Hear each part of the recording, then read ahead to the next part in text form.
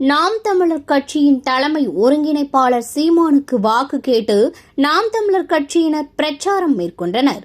வரவிருக்கும் சட்டமன்ற தேர்தலில் நாம் தமிழர் கட்சியின் சார்பாக அதன் தலைமை ஒருங்கிணைப்பாளர் சீமான் காரைக்குடியில் போட்டியிடுகிறார்.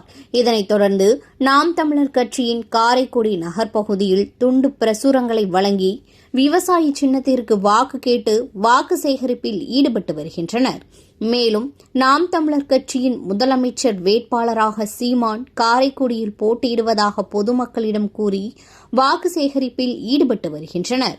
விவசாய சின்னத்திலே வாக்குகளை அள்ளி தாருங்கள் தாருங்கள் தாருங்கள் தாய்த்தமிழ் உறவுகளே, அன்பான காரைக்குடி மருத்துவ பெருமக்களே, பொதுமக்களே, இளைஞர்களே, தமிழக அரசியல் வரலாற்றிலேயே காரைக்குடி சட்டமன்ற தொகுதியில் இருந்து முதலமைச்சர் வேட்பாளராக போட்டியிடும் நாம் தமிழர் கட்சியின் தலைமை ஒருங்கிணைப்பாளர்